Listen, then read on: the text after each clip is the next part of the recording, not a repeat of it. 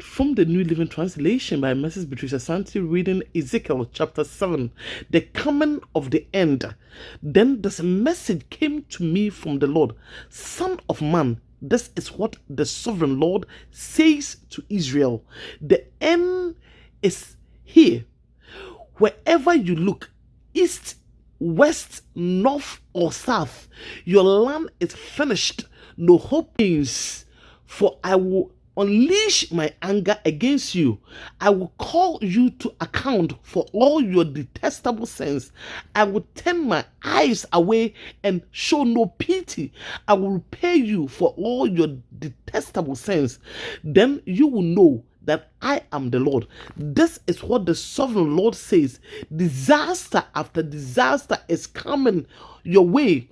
The end has come. It has finally arrived. Your final doom is waiting, people of Israel. The day of your destruction is drawing. The time has come. The day of trouble is near. Shout of anguish will be heard on the mountains, no shout of joy. Soon I will pour out my fury on you and unleash my anger against you. I will call you to account for all your detestable sins. I will turn my eyes away and show no pity. I will repay you for all your detestable sins. Then you will know that it is I, the Lord, who is striking the blow. The day of judgment is here.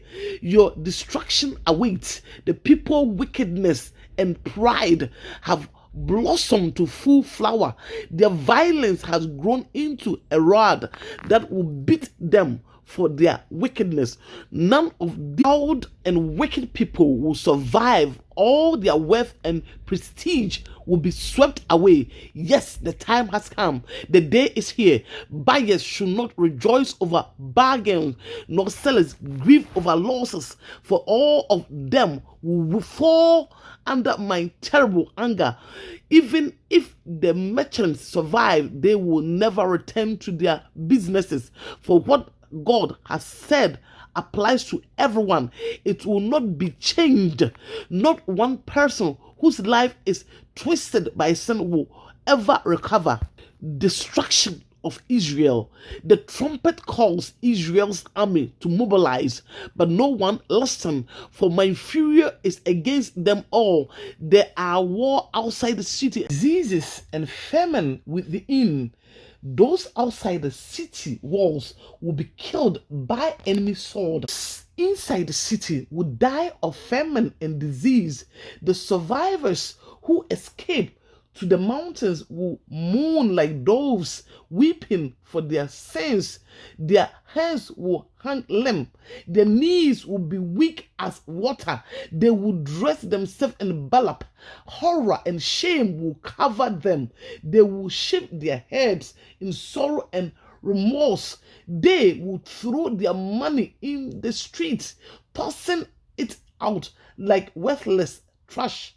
Their silver and gold won't save them. On that day of the Lord's anger, it will neither satisfy nor feed them, for their greed can only trip them up. They were proud of their beautiful jewelry and used it to make detestable idols and vile images. Therefore, I will make all their wealth disgusting to them. I will give it as a plunder to foreigners, to the most wicked of nations, and they will defile it. I will turn my eyes from them. These robbers invade and defile my treasured land. Perhaps chains for my people, for the land is bloody by terrible crime.